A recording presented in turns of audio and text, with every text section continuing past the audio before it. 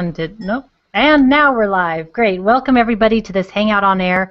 My name is Lisette, and I'm interviewing people and companies doing great things remotely. And today, I'm very excited. I have Hugo Messer on the line, and perhaps I mispronounced your name. Maybe we should. Oh, it was correct. Yes. Okay. Okay. Good.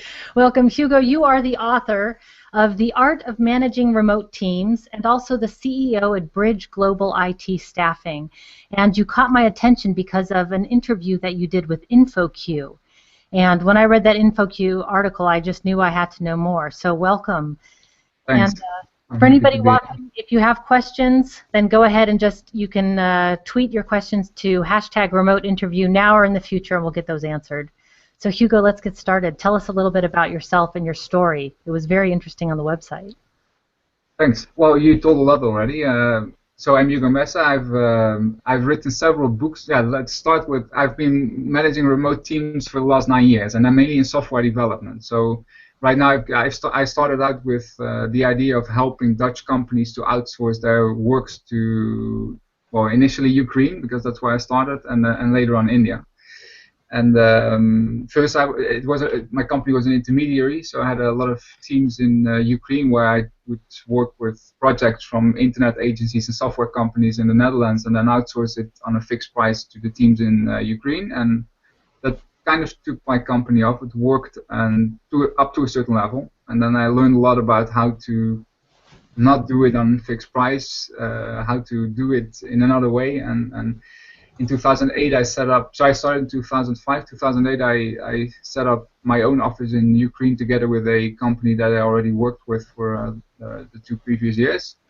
And I also went to India to set up our office over there. So I lived in India for first 1 year, and then went back 1 year to Holland, and again half a year in India because I loved it so much. And that's how I got into India. And yeah, right now, I've been doing this for 9 years, and based on my experience, I also wrote several books about how to manage remote teams with experts from all over the world who share their experience on what to do and what not to do. That's in short the story. Let's start then quickly. There's a lot here. We'll dive into that, but let's start with the books because I read that you crowdsourced. It's a crowdsourcing project, or you wrote the books as a crowdsourcing project. Can we talk about that for a little bit? Why do it that way?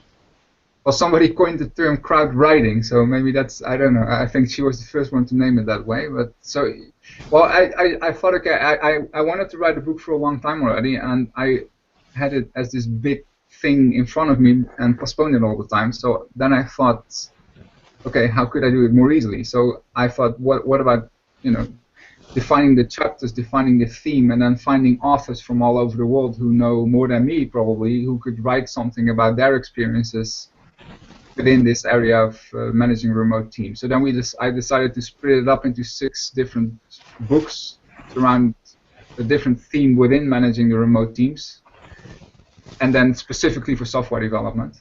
And then I started contacting people in my network and through LinkedIn who have experience in this matter, and asked them if they would be willing to write an article of about 5 to 7 pages each. And about 90% of the people say yes. So. And how did you come up with the topics? Were they the sort of obvious topics from your experience, or? Yeah. I mean, I've been blogging for a few years, so I always think about what are the main themes, and based on my experience, I decided that it should be people, communication, culture, process, and organization. And then we had 2 introductory books. One is how to get prepared, and the first one was how to not screw up when managing a remote team, as a kind of introduction. And my longer-term idea is to gather all these topics in one big book with a sort of framework that people could actually use as a kind of blueprint of how to manage a remote team within the area of software development. Yeah, it's I mean, when I saw the book series, I thought, oh yeah, this is fabulous. These are great topics, of course, communication, culture, process, and organization. We'll get into that, but the first book, it really screams to be asked more how not to screw up. So how do we? I thought of a provoking title that would draw attention. Huh? It was good. It was totally good. So how do we not screw up? Yeah, that's a good question. I came with the topic also because I do think that a lot of people do screw up, because a lot of people think, yeah, I'll just take my project, spec it into some kind of Word document, send it to a team in India, or Google for that team in India, and then something like cheap.net team or whatever, and then I'll send the requirements, they'll give me an offer and a date, and then get it on that date. And I think that's where things go wrong. So, you know, there's a lot of things, of course, that you should and shouldn't do, and I think there is also not really a approach to do it right or wrong. It's more of a mentality or methodology that you should practice and understand to make this work. But if I would have to pick two things that people need to consider, is first of all, the most important starting point is to get the right people or get the right team. If you just Google for any company somewhere in India or wherever they are on the planet, it's not easy to work with just any company. So I think you want to make sure that you speak to the people that are going to run the project within that company. So you interview them one by one and get a feeling of the actual work. I also think that if it's a bigger project, you want to go to their premises, speak to the management, how the project works, etc. And then the second thing is the communication process. If you ask people why did your software project get derailed when you work with a remote team, it's always communication. Secondly, culture, but I think it's related to communication, or the other way around. Yeah, you never hear, oh, we communicated too much. That never happens. Everybody always says we never communicated enough. Yeah, and the problem is communication is a very vague notion, because what is communication? So I think if you say communication is the problem, then you're not. You need to drill down. You need to figure out what is underneath it. It could be culture. In a lot of cases, I think it's process. I mean, what we always try to establish with our clients is to talk about the communication process. We even developed a canvas for this, where you have all these areas to discuss with the team. So before you start doing the real work, you get we're going to do a project and then discuss this topic separately. For example, the software development process. How are you working right now?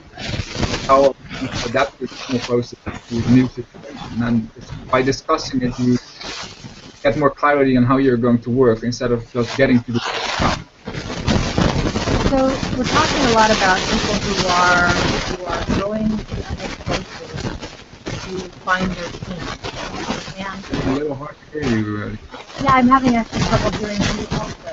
Let me just plug in a headset so that helps at all.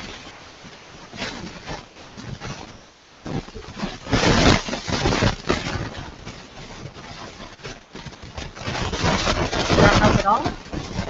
But a bit Zoom. Okay, how's that? Yeah, fine.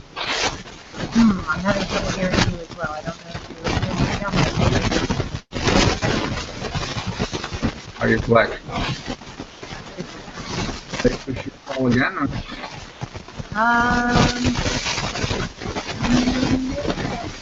Do you want to try hanging up and then logging back in? Well, when I use Skype, that's the solution usually, but I don't know about Google Hangouts. Sometimes it's the solution with Google Hangouts as well. So let's give it a try. Okay.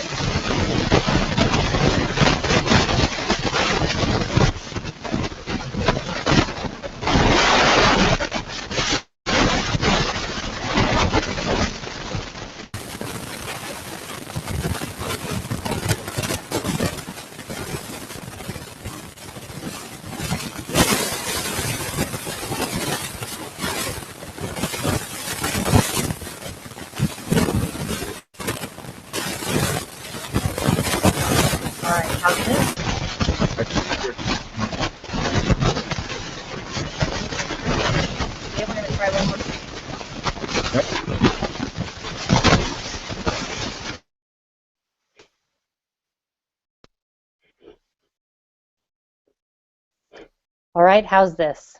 Now it's perfect. Okay. Well, we'll just continue like this then. Strange. I think it's the microphone, oddly enough. Yeah. So, well, we'll continue like this. So I was saying that people are they're going to different places to find teams to work on their software development projects. And why is that happening? Why are people going to different places? Is it that they can't find people locally, or the teams are cheaper in other places? Maybe we can talk, and I think this is where we start to get into the topic of offshoring and nearshoring. Am I right, or am I? Yeah, yeah. Okay. So of course, there's a variety of reasons, and I believe the best reason is to find the right people for your project. So I believe that if you, as a company, are able to say it doesn't matter where people are from, where they are working from, then you'll tap into the biggest pool of talent that you could ever have. Of course, it takes time to get there, but that's, I think, the shift we're making. And my vision is also that this will be the direction we're moving. We're not going. Offices get less important. People work remotely, and once you are able to let your employees work from home, for example, the step to engaging people from another country is less big. So gradually, I think we're moving there. And so the main thing is to get the right people. And for Western Europe, and I think it's the same in the US, it's very hard to find skilled programmers. There's a big shortage. And in India and Ukraine, for example, there's a big supply of people that would love to work for your company. It's getting more tight over there as well, but that's the main reason. And then, of course, there's big multinationals who say we're doing it for cost reasons, which I think is also an important part, but I think it shouldn't be the main driver. And, you know, the two main things that people decide on, am I going to take some team or company or individual nearby, which is called nearshoring. So for Europe, Western Europe, it would be Eastern Europe, and for the US, it would be Mexico or Canada, I hear also. Okay. Or do I take a team offshore, which is typically Asia from either US or Europe. So yeah, it's personally, I think it doesn't matter that much. If the thing is, if you believe that nearshoring is easier, because that's why people do it. They say it's easier because the people are closer nearby. So I have less travel time, which makes sense. That's true. So if you have to travel often, that could be more convenient. They also say because of the cultural proximity, it's easier to collaborate.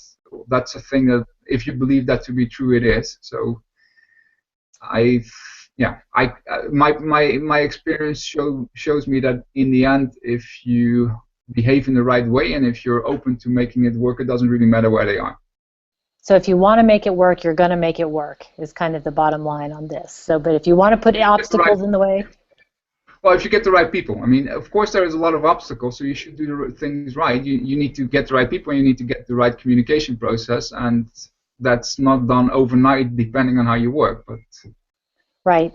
And Jim Collins, in his book From Good to Great, he always says you got to get the right people on the bus first. After that, things solve themselves once you have the right people.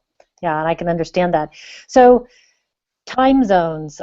I mean, that is, of course, one of the challenges, I guess, for offshoring would be. And I've noticed it myself. I work with Jürgen Appelo, and he's currently in Melbourne and has been in Australia for the last week and a half. And I must say, our communications, it's harder because he's so far away. Then, I'm used to having him somewhere in Western Europe.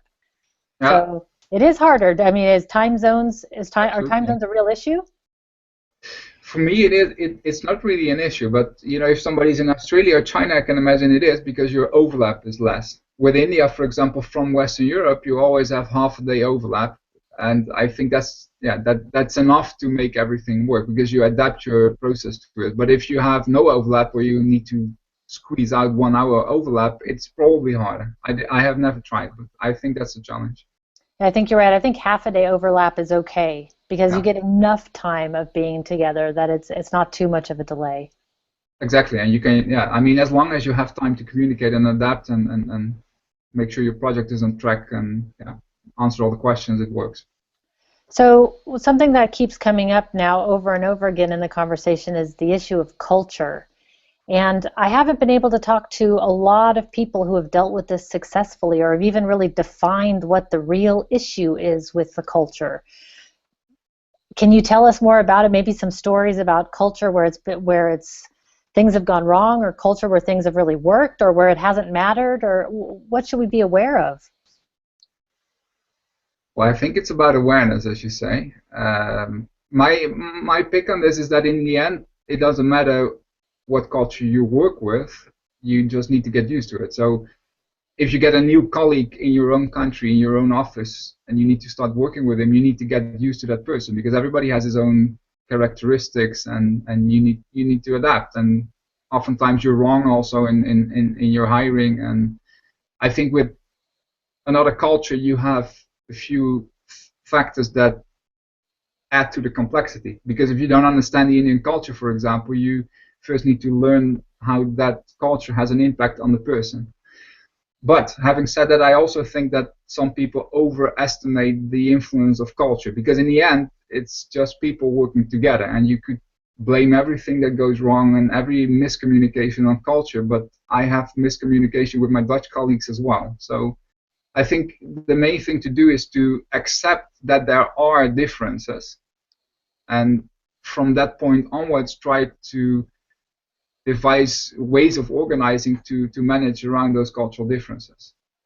Can you give some examples of a difference, maybe from working with people in India or people in the Ukraine, something that's come up, something concrete? I'm trying to think, like, where does culture really play? Because I really mostly work with Western Europe and the US, which is very close to my own culture. Yeah, okay, so I think I've got two interesting insights. One is, you hear that often, Indians can't say no. You hear that about the rest of Asia as well, but in India, I've got my experience there. So I have learned that it's true, and they say yes instead, and they don't say no. They don't have that within their, how do you call it, symbols or movements. Okay, yeah. So it's rather tough as a symbol for them to say no, and also if you've got a superior, it's hard for them to just tell somebody in his face no, and a client could be a superior as well.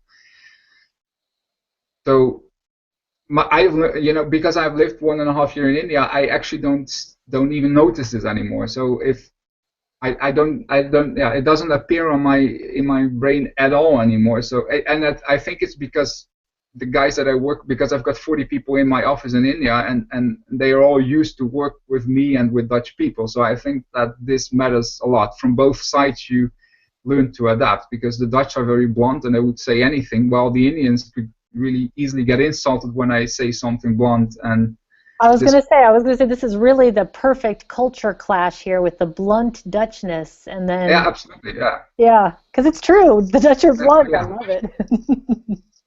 Yeah, I actually started getting more resistance to that notion after I spent time in India, because I personally believe that it's nicer to be nice to each other than to just be blunt sometimes. I mean, people can be really blunt in Holland. So yeah. But before I went to India, I actually never really thought about this. I thought it was cool to be blunt, because I grew up in Rotterdam, which is probably the most blunt city in the country anyway, so I think that by spending time with the other culture, you'll learn to adapt. You learn how to work with that, and you even start seeing your own culture in another perspective. And how many people actually spend time with the other culture? I mean, what if you can't, or what if it's just too far? If you're a U.S. company, and you're working with a team in India, it's really far. I suppose it's worth I mean, is your opinion it's worth going and meeting everybody in person before you start working together remotely? Is that a necessity? Again, good question. I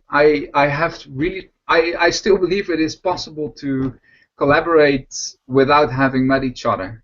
And I'm always trying within my company to develop something that makes it possible. So what we're developing right now, for example, is a platform where we match software teams from all over the world with projects or clients that need a dedicated team, so that we try to map the right team with the right, based on location, technology, and domain knowledge to match them together. And what we're also building inside this platform is a toolbox that you can use to collaborate, because there's a lot of tools you can use to work with teams or people remotely, but it's all scattered. So you need Google Hangouts, you need Jira, you need GitHub, you need Google Docs, and there's nothing integrated.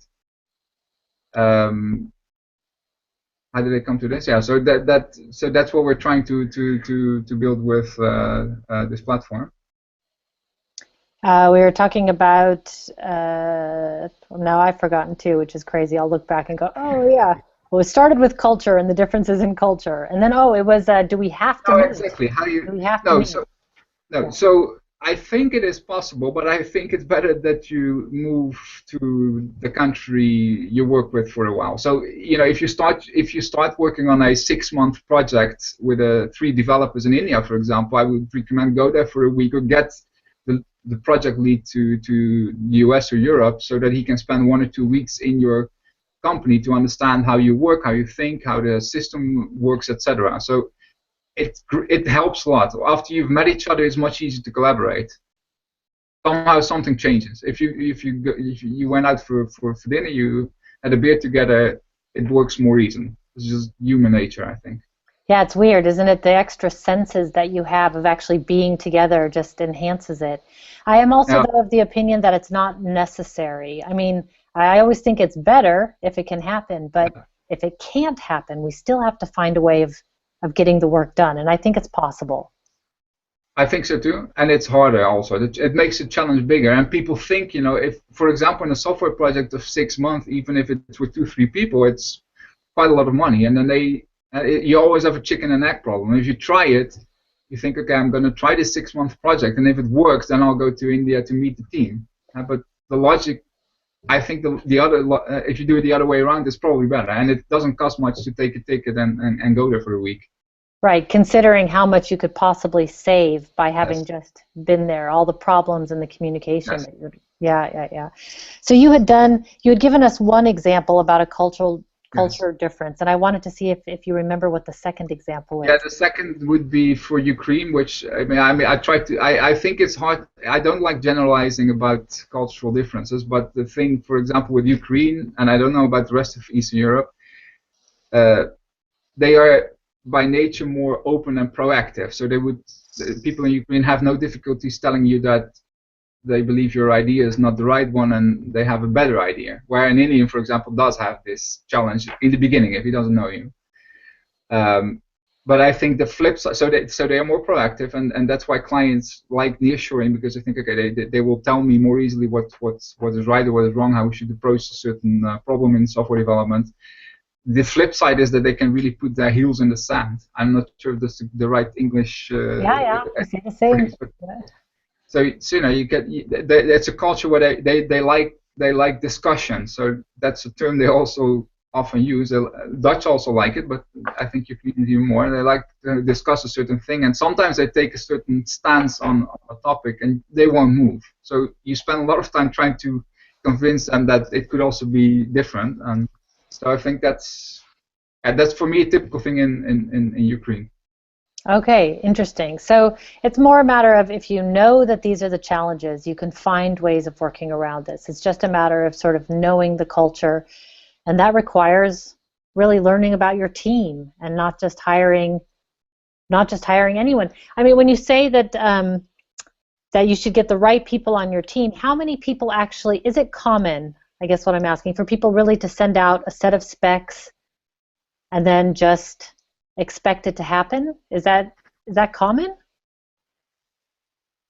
In my experience, it is, although it is changing now. I mean, I've been doing this for 9 years. So initially, I think 9 years back, that was the only way that people worked. And I see now in the marketplace space that a lot of companies work in the model that we also use, more of a dedicated team structure. So a certain project, you need a team of, I don't know, 3 developers, a tester, and a user interface designer, and the client knows every team member, and you try to make kind of a one team between client and the remote people.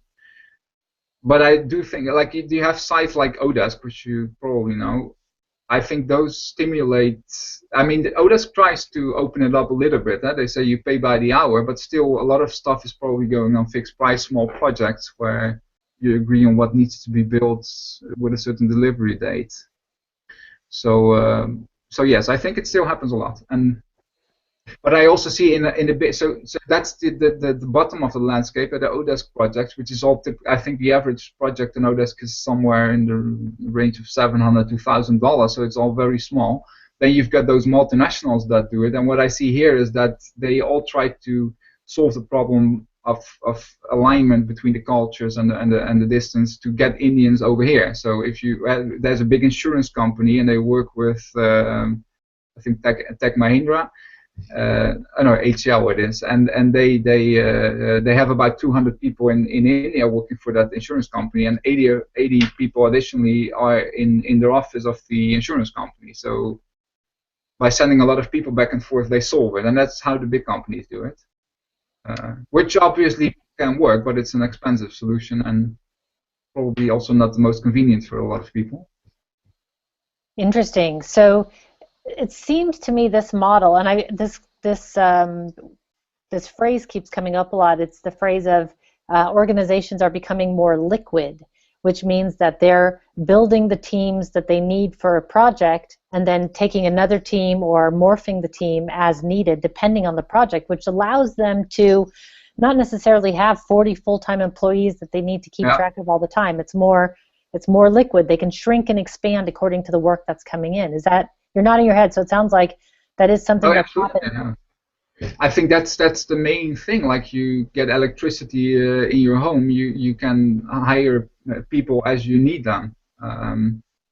Yeah, I think that's also how the other big companies like Infosys and TCS, they all do this as well. They get into big contracts with companies. But what I hear, for example, here is that even those big contracts go to smaller subcontracts. So small projects, the project managers within the client company also say, I need a team of 3 people to do this project for the next 3 months, and I would like you to make a bid for this, and then they make an agreement within the larger contract to do those smaller projects. So it's all about flexibility, and I think especially after the recession of the last 5-6 years, or I don't know how long it took, but companies need this. They need more flexibility, and they don't want in Holland, and I think also in the US, it's more common to have freelancers, and a lot of people move from being an employee to more flexible engagements. And I think, engaging remote workers is almost the same, basically. Yeah, it's interesting because I was just thinking today while I was out on a walk, I was thinking that remote work really gives the worker freedom, but also it gives the companies more freedom because you're not tied down to a certain number of employees busy and in place. And it seems like the overhead of managing all these, of managing employees versus freelancers is not really that much in terms of, I don't know, it just occurred to me that the freedom goes both ways here, and I think that's good. Yeah, that makes sense. I never thought about this freedom concept, but yes, I think it makes sense. Yeah, and I think also that it's viable for any size of company, because we work also for some startups in Amsterdam. It's the startup boot camp, kind of incubator accelerator, and those are smaller companies. They have lack of funds, lack of technical people to build their minimum viable product or the prototype, and for this we can easily get a few guys who are going to work for their project, and if they finish the prototype, they could stop the contract and first get their first client before they continue the development. So this flexibility can help a lot, because the alternative is you hire an expensive freelancer in your own country, which is really expensive, or you hire employees, but you can't just tell them after 3 months when the prototype is finished, now go out and come back in 3 months. Yeah, you could, but you still have to pay them. So right. I think this flexibility, and for the bigger companies, managers also like to save costs and be flexible. If the recession comes, I could cancel some contracts. And right, so the flexibility going both ways, I think, is going to be more important. And do you think this makes the average employee a little bit more entrepreneurial? That we're not just going out, and it's not just I have a job and I'm going to do this job and I'm working for this company and they're going to take care of me as long as I do this. It seems to me, but I don't know if it's, because I'm steeped in this world, so it could just be that the people around me are more entrepreneurial. But in the wider world where this is new, is this happening?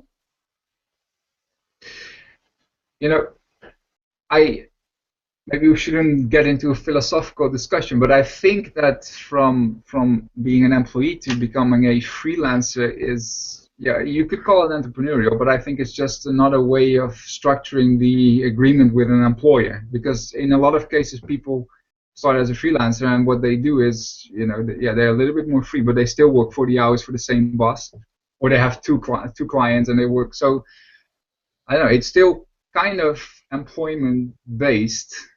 And what I also see is that in this for example, Odesk, it's all about freelancers, and I think it's really a huge movement. What I what I heard is they have about $750 million of projects going over the platform because they just merged with Elan, so it's a really big thing. And they say it's the top of the iceberg, but this is all on the smaller project thing. I think the moment you have, for example, a big project for an insurance company, or you're developing a product, a software product, and you've got 50 employees in Holland, then I don't think the solution to scale up your company or become more flexible is hiring freelancers. Because I know some companies do it, but to have 5 people, for example, from different locations around the world, I guess that's hard to manage. If you have a team of 5 people in one other location, then you've got 2 locations, and you can more easily manage this. That's my vision on it. So I think in the future, companies will also look more at to having teams of people on another location work for them and let that collaborate. Because then also if you have 5 people and you want to have 5 more, it's rather easy to plug them in, as to say. You can hire 5 more, and then for a certain project or so. I think the notion of freelancing, I think there is a limitation to it, but I don't see a lot of other people saying this, so I might be the only one, but that's my vision on it. Yeah. So there's a limitation on the freelancing. You know, it's interesting that there's $750 million going through Odesk/Elance, the combination, all in $700 to $1,000 chunk projects. That's a massive amount of work, yeah. That's a lot of people looking on Elance and Odesk for work. I mean.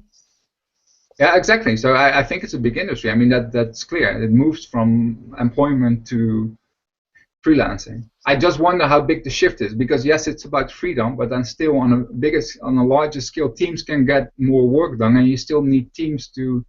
I mean, one individual is not the same as 5 people working in a team and joining their brains. So absolutely, especially 5 people that really like each other and have worked together before and know how each other works, and they're just kind of a machine already. So once they get a project, they just put it through their own processes, and I mean that for sure is way more powerful, I can imagine.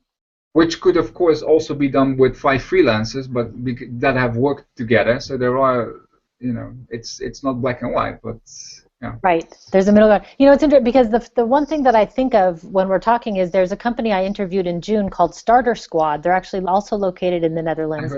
Yeah. And they started exactly the same way. They were a group of people that were working on a project for a client, and the client work ended, and they thought, we don't want to stop working together. This is a magic team. So they started their own company together. Brilliant. Yeah. But then you have a team that works for several companies, and they are virtual. I just saw the website this week. Somebody else mentioned it. So yes, I've heard about it. Yeah. Yeah, I think that will work also. I mean, yeah. But then still, the difference between a company and such a team is not that big. The only thing is that they are actually, as a company, they're organized differently. They have people in different positions, but they have a structure of working together and producing results for certain clients. I think that's a different notion than hiring 5 or 8 people through Odesk that don't know each other and they are working from different locations. Totally, and both can work, but one is harder than the other. I guess so, yeah. But then again, there's this. I don't know if you heard about the Atomic case, the guys who made WordPress. Yep.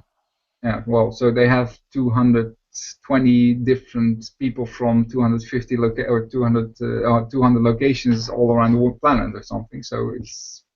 Well, on the other hand, they do get together. They are encouraged to get together as teams for their projects. So they spend, like a month together in Greece, for instance, like with Scott Birkin, what he did to write the book, and doing all of that. So they are encouraging face-to-face. Yeah, but still the work is done usually from whatever location somebody's living at in the moment. So. Indeed. Yeah, it's interesting. It's the model of the way businesses are structured is changing, and I'm really starting to get into this with the Happy Melly Network, which is encouraging businesses to organize themselves more as a network instead of as this hierarchical structure. And I think that's exactly what you're talking about here of you're building the team that you need, and there's no top-down management. I mean, there's always somebody in charge, of course. You have to have a coordinator, a ringleader, a product manager. There's always somebody who's coordinating, but the structure of it is really changing from the old school model. Yeah.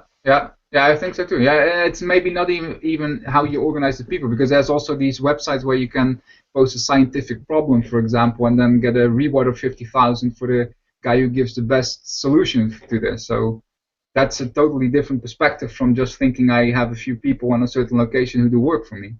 Right. Right. Yeah, that's actually the reason why I got into this whole thing was I worked for somebody who wanted to end the problem of aging. He didn't want to die. Okay? So yeah, he built an online project management tool so that longevity scientists could talk to each other and share data. He was like, I've got to solve this. These people are not talking, and I have to solve this. And I thought, wow, what a cause! Think of what we could do if you could solve aging. We could solve everything. Yeah. So I've never heard about that one. yeah, that's What's another the name? story. The product is called QTask. I'll send you the link to it. It no longer exists, sadly. It had a fatal end, but brilliant But the idea tool. is good. Yeah, brilliant tool, brilliant man behind it. Everything, yeah, not everything lives. But let's talk about, before we run out of time, I want to talk about this issue of scaling and the bigger companies, because some of these things that we're talking about, these are small teams, 3 people to 10 people to 30, but if we start to get into these big multinational companies, how does the remote work scale? How does offshoring and nearshoring help? I know that's not a Yeah, simple question. yeah, I think that they're also struggling. I speak to a lot of people in multinationals, and they are all trying to figure. One of the biggest. I met a guy at Tele2 a few weeks back, which is a telecom company here. It's a Swedish company, but they're established in Holland also. And I think I was really impressed by the way they organized it. So when I walked into their office, they were, there's I think people from 20 or 30 different cultures just walking around there. They had all these Scrum boards, and everything is distributed or Agile, and even they even call their contracts Agile contracts. Everything is Agile. So for them, what he told me is they have about 40 teams, and I think an average team is between somewhere 4 to 7 people as a typical Scrum team, and 40 teams all around the world with different suppliers with their own people, and they make mixes between the people also. So they could have a team of 7 people that consists of 2 employees of Tele2, 3 guys from Serbia, consultants from the Netherlands, and then 2 more guys from India, for example. And that's a team that works together. But that's a company that, in my opinion, is very far ahead in organizing this. Whereas there's still other companies that work more in a waterfall way. So somebody comes with the requirements, and it's sent to some bid manager that might be an Indian guy that is in the Dutch office, and the guy makes a bid with his back office, etc. So there's various ways of doing this, I think. And then what he told me, for example, in the Tele2 case, he said last year we scaled up from 20 to 40 teams. But once you've got this structure of agile collaboration in place, and you have the contracts, the procedures, the roles defined, and it works, it's probably rather easy to go from 20 to 40 because the structure is kind of similar. And the important thing is to get the right people in those teams. Interesting. Dr. John Cotter wrote a book called Accelerate, and he, in an interview, he said that actually the hierarchy is not bad. The hierarchy is really good when you have something that works. Set up a hierarchy and repeat. But the network is there for the experimentation, like in the research and development and the innovation. So you need both. So essentially, we need hierarchies, but within the networked structure. So when you get it sounds exactly like what this guy did. When you find something that works, you repeat it as a hierarchy. Yeah. I'm just thinking of hierarchy matches with agile development, but probably yeah. I guess it's right what you say. Yeah. Well, I don't know how the two bind, because it's changing things. The agile thing is changing things. But something that I hear all the time is agile and remote don't go together. And I want to ask your opinion on that. Yeah. Well, I have a very strong opinion, but I'm going to try to keep it to myself until I hear from you. But you always hear that with remote teams, agile was not meant, even though lots of people are doing it. Agile is kind of shunned by the remote, or remote is kind of shunned by the agile movement. Yeah, because I think one of the things in their manifesto is that it's better to sit together or something. I'm not sure if it's in the manifesto, but they say, okay, you have people who need to be in a room. But I do think that if you compare Agile or Scrum with the traditional way of building software, it's 100 times better in a remote setting. So, and of course, I mean, nobody would argue that doing work with software developers being in one office is harder than having people distributed. I mean, it's always easier to sit around the same table. But then if you do stuff remote, I think Agile is really helping you. And one of the reasons why this is the case is that one of the central, at least for Scrum, is the method that most people use for software development. Agile is more of a manifesto and way to organize. Could be software, could be something else. But in Scrum, you have a lot of meetings pre-structured. So you've got a sprint planning meeting, you've got a daily stand-up, you have a demonstration at the end of the sprint, you have a retrospective. And because this rhythm is there, you establish fixed time intervals to discuss stuff with your remote team. And if you integrate those meetings, you make one team, so that the people in the US or the Dutch people do the meeting together with the guys in India and discuss everything, it becomes more clear. Where the black and white situation is in a waterfall model. Somebody in Holland would think of a software screen, for example. I'm gonna write a requirement on a certain functionality, so I make a screen. I describe every single detail of it until I spend 3 hours to think about it and write it down. Then I send it to the guys in India, and they should understand because I already spent 3 hours, and then they should program it. And I'd rather have no questions, because then you assume that you have devised everything. Whereas in Scrum, you would say, okay, I'm not going to spend 3 hours describing what I need. I'm going to describe it in 1 minute. I make a user story, and then I'm going to discuss with my team what it implies. And it could be 3 hours, but then it's in a discussion. So everybody is thinking about how this user story can be built, and then everybody already understands it. So you don't have this transition point of I've thought about everything. Now you read it and study it, and if you have any questions, you can contact me. But you spend all the hours together, and there is no need of more explanation. Yeah, it's when I'm thinking about this, I'm actually giving a presentation next week at the Tools for Agile Teams conference in Germany, and okay. I was thinking, because I know this issue is going to come up of you can't do remote and Agile, but I think to me, Agile shows us how remote should be done. I mean, exactly, yeah. It kind of gives us the guidelines for how to do these, for how to work in shorter sprints or timelines, and to become more results oriented, and to have regular retrospectives and the planning. I mean, to me, it kind of shows us what the process should be, at least how we should start. You always have to massage it to your own team, but it didn't make sense to me that they wouldn't work together. I feel really strongly that actually Agile shows us the way. Yeah, because I saw one of you're doing a workshop also in a communication rhythm, I think you called it, right? Yeah. Yeah, because to me I found, and actually I wanted to ask you about this because it's one of your books, but I found that there's certain protocols with communication that become really important, like even very simple things, maybe even keeping your email subject pertinent to what's actually in the email, so you don't have this long 40 email train, but actually the subject changes every time the topic changes. That kind of, if you're still using antiquated email. Lots of teams are doing other things like HipChat, but simple things like that, or not using the words only or just. Can you only do this? It will just take a minute. Can you, these kind of things where you assume somebody else's time for them. Very simple communication protocols, but also you touched on it in the beginning of the interview, was taking the time to establish what your communication protocols are going to be. Yeah, I think that's a very important one, because people tend to just start and get going because it probably will work. But I think you step back and do 3 or 4 hours of brainstorming with your team on how you're going to work together and how you're going to communicate. That saves a lot of trouble.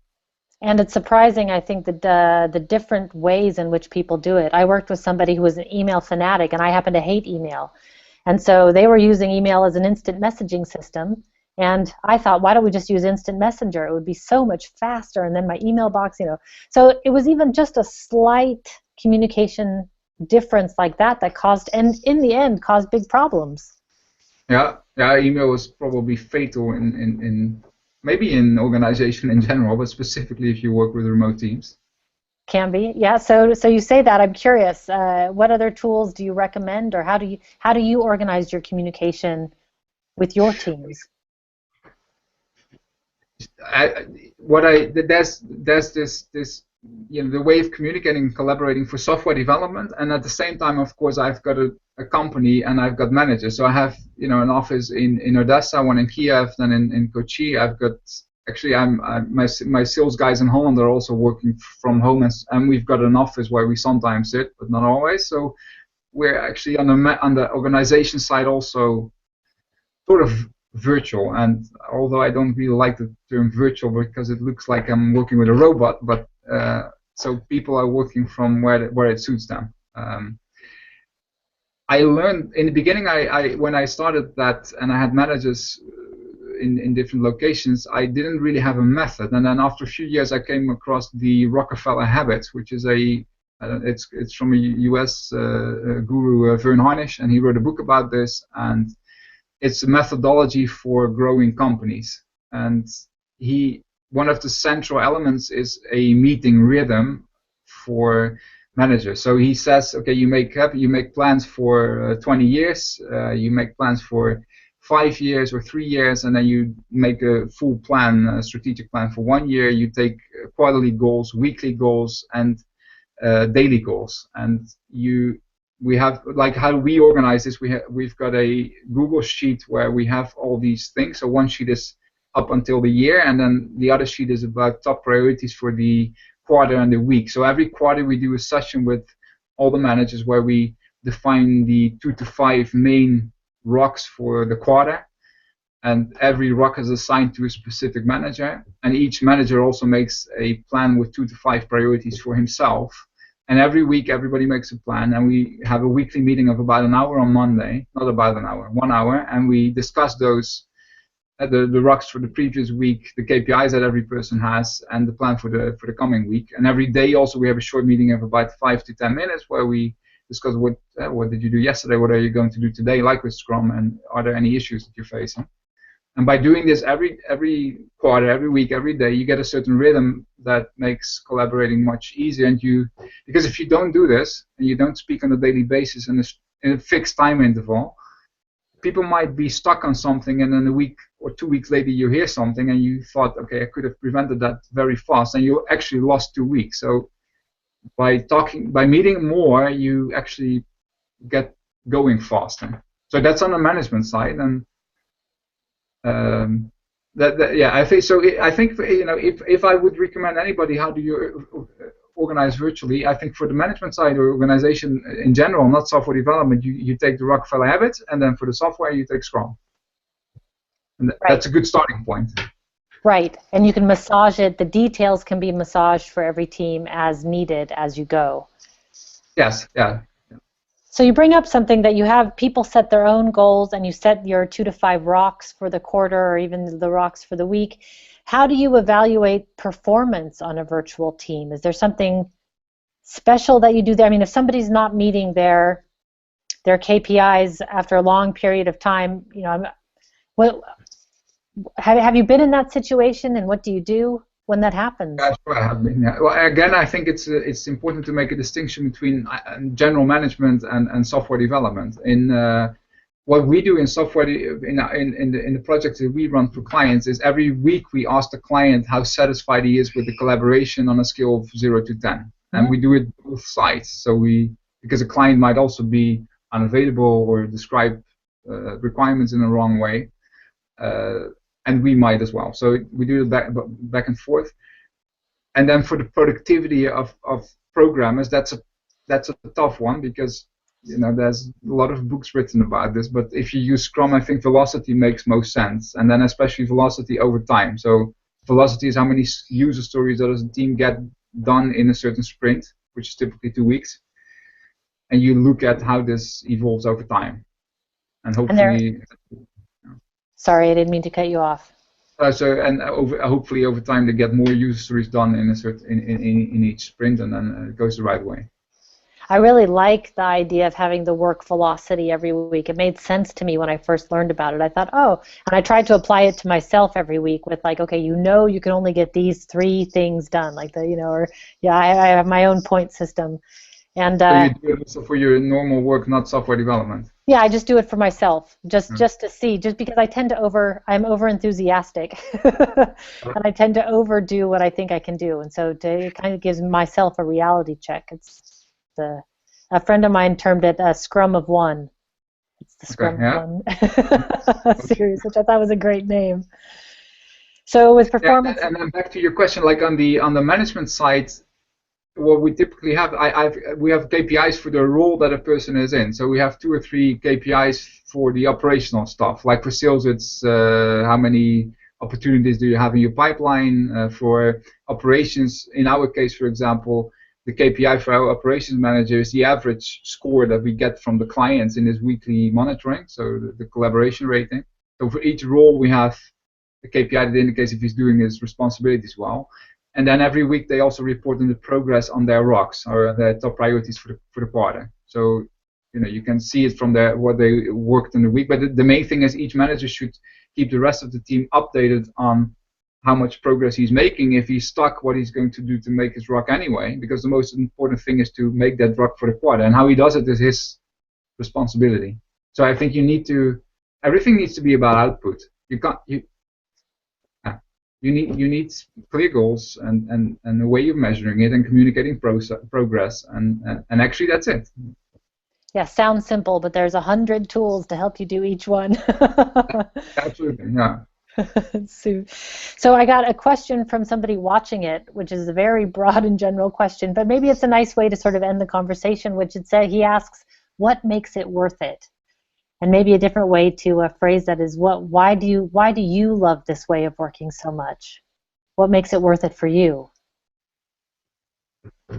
Yeah, well, it's a broad question, but it's an interesting one. Well, first of all, I really love working with other cultures. So, on Saturday I'm going to India for 2 weeks. This is something that I think enriches my life. So, I love India. I love spending time there. I love Ukraine as well, but India a little bit more, and especially now because they're shooting each other in Ukraine. But so I think this is, every day you talk through Skype, and I'm still sometimes impressed. Like, hey, I'm sitting behind the monitor, and I've got all these employees or colleagues everywhere in the world, and we collaborate and work together, which wasn't possible 10, 15 years ago. So that really inspires me. And the reason why I set up this company also is to make this remote global collaboration work for more companies, to facilitate this global collaboration. Because I believe it's, especially in our sphere, it's bringing some kind of balance to the world. So that's my personal motivation. When I was in India, I saw a lot of poverty, and I thought, okay, what could I do about it? I wanted to start a company, and I really wanted to do something commercial and not start a charity or something. So I thought, okay, how could I do this? And I think, you on one hand you help companies from Europe or the US to find people that could add value to their company, who are hard to find in their own country, because there's a scarcity of talent. So you help the companies grow and become more profitable by adding the people, and also at a lower cost. And you also create jobs in another country which is more poor, and you help them develop. So I think, and in the end, the people in India, I see it with all my colleagues, they buy cars, and guess where they are produced? In the West. They buy television, it's usually Philips. So there's a big spin-off. Every research about this topic also shows that the equation is actually positive for both sides. So I think that's a long answer to that question, but that inspires me. So both the cultural and creating this balance in the world. Yeah, I like that it's when done well, it's a strong win-win situation for both sides of the remote working equation when done well, and that's easier said, but I think so too. And I agree, the idea that you get to talk to people from all over the world every single day, I think is very exciting. Like today I spoke with Moscow, Buenos Aires, and now you, and I think, wow, I'm just sitting here in my apartment and I'm talking with people, and I just think it's great. I learn a lot. Yeah, I think so too. So that's cool. Yeah, I couldn't imagine having a job going to the same office locally every day. So yeah, I call it day prison for me. I really can't. So one final question, which is, if people want to learn more and buy your books and get in contact with you, what's the best way to be in touch with you? Well, if you Google Hugo Messer, you'll find all my contact details. I think I've got a URL, so hugomesser.com. Everybody could send me an email, h.messer@bridge-outsourcing.nl. I'm on LinkedIn, easily findable with my details in it. Facebook as well, so I'm happy to Okay, connect. so there's no excuse if anybody wants to get in contact with you. They have no excuse. You are all over the internet. Yeah. And then there's not so many Hugo Messers as I found, so yeah, it should be easy. Okay, good. All right. Well, thank you so much for the time today. I think we had some really interesting things come up, and I'm really looking forward to putting this out in the blog post first, and then, of course, I take the most valuable gold nuggets and place them in the book for Okay, thanks. for final. Thanks. But until next time, everybody, this is Lisette Wend. Be powerful.